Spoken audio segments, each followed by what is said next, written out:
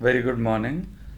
Today, our topic of discussion is on one element in Module 2 called systemic innovation. So, just to introduce this to you, there are management thinkers, consultants, and leaders who say innovation is not just a one man process, that innovation is an organizational construct and it's a systemic or a system driven process.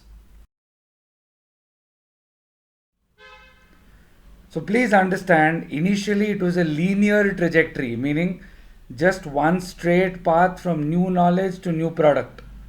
However, innovation today is not linear anymore, but it is called systemic, meaning innovation today arises from complex interaction between many individuals, their organizations, their operating environment.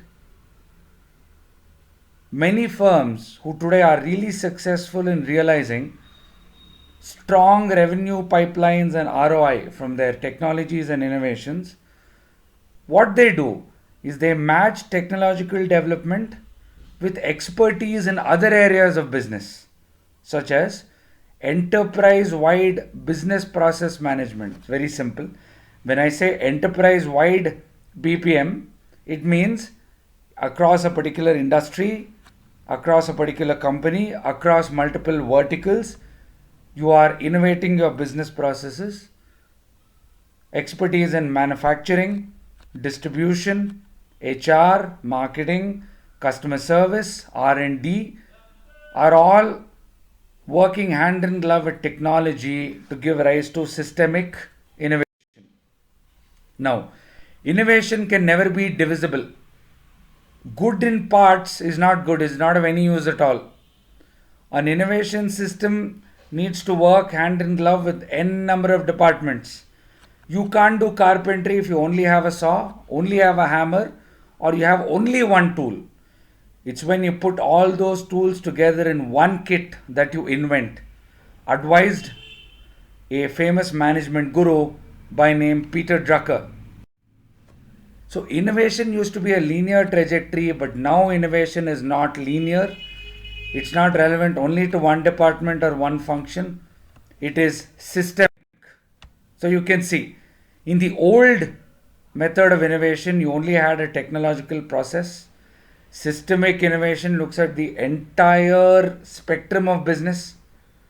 In old linear innovation, only the technology people were involved. Now you have something called cross functional teams. I'll deal with it shortly. Who was the lead innovator before? It was the functional expert, HR, marketing, finance, etc. But today, you have cross functional synergy, multiple teams working together. Old innovation was only done from time to time.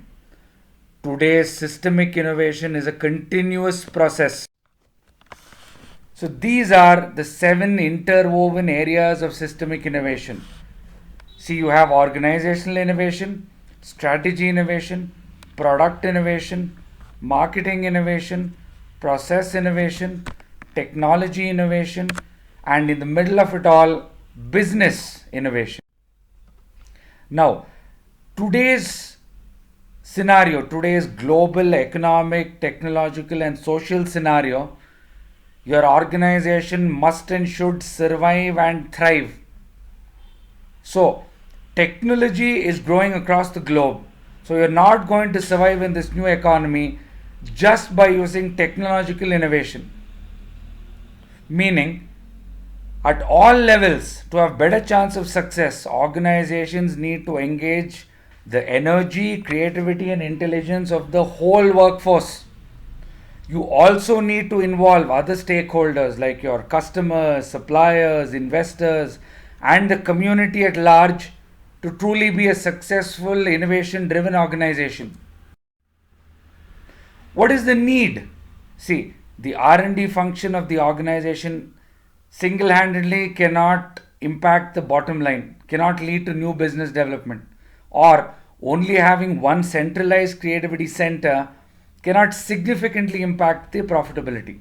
So, you need synergy between the innovation department, the creativity center, and other departments of the business in order to achieve strategic success and results.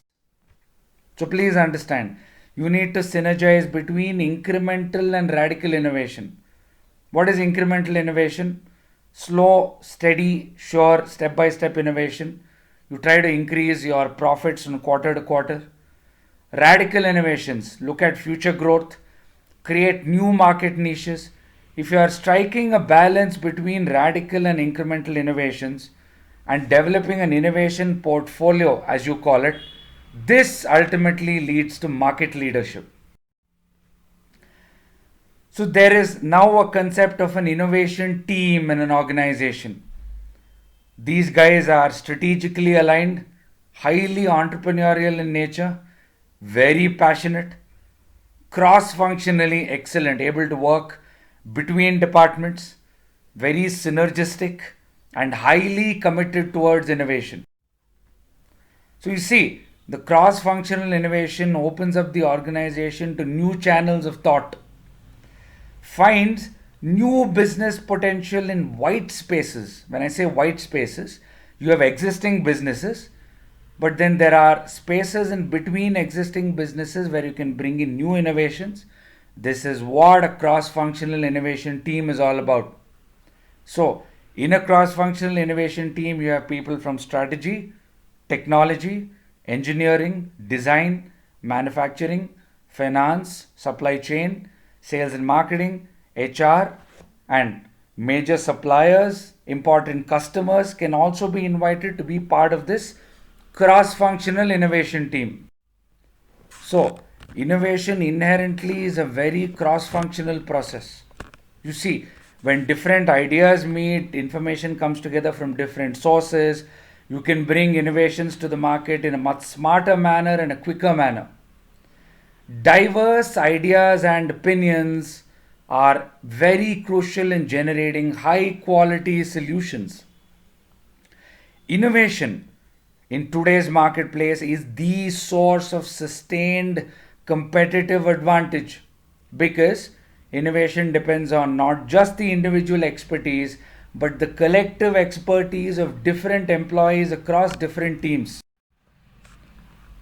So, organizations today need to be cross functionally excellent. In addition to formal planning being done at the CEO level or the middle management level, best practice or benchmark companies use something called cross cutting initiatives, meaning innovation initiatives which is linked to multi departments and functions in the organization. This challenges old assumptions, opens up the organization to new channels of thought. Thereby, firms who are really successful in realizing full returns from their technology and innovations are only successful because they match technology with expertise in other areas of business as we have spoken about. For example, marketing, supply chain, distribution, HR, marketing, for example. So, cross functional teams can be either formal or informal. They are responsible for finding new businesses. Individuals are from different backgrounds. They contribute by drawing upon their tacit knowledge pool or their experiential knowledge pool or explicit day to day market knowledge pool. So, these various dimensions of their knowledge make them valuable contributors to innovation projects. This is because these unique perspectives from their knowledge you cannot get in any other way other than interactions or team based interactions. So, thereby, when you hear different perspectives, when you hear new challenges, when you get new mindsets, it opens their mind to new discoveries. They search beyond obvious solutions. Thereby, intellectually heterogeneous teams are more innovative than homogeneous functional ones. Just to make things clear, when I say heterogeneous cross functional, you have people from different levels: junior management, middle management, senior management, different functions: marketing, finance, HR, operations. When you say homogeneous, all people only at the middle senior or middle management level only in marketing, or senior finance people or junior finance executives are not going to work. So the buzzword for today's innovation is intellectually heterogeneous cross functional innovation. How can you actually go ahead and do this is asking questions are so crucial. You see this framework down below here? I call it the 5 wives and 1 husband framework. When, where, who, what, why, and how. If these questions are asked, it leads to a wide range of answers. Secondly, you need to create something called innovation roadmaps. Have a starting point, have individual knowledge bubbles, map knowledge from multiple different functions, and develop an innovation strategy. You can also co innovate using suppliers and customers because you understand these people are very well informed about new developments in the product or the service or the process sphere. They work together with companies and help them develop new and unique or innovative solutions. This is something which is very important today. You need to leverage cultural diversity. Multicultural teams are so crucial since today innovation success is driven by something called the cultural intelligence quotient, meaning you have people from different cultures, different nationalities that work together. They reconcile certain differences. They enhance the probability of arriving at culturally synergistic solutions applicable across cultures, which embraces ideas and interests of various parties. So, here, cultural diversity is so crucial.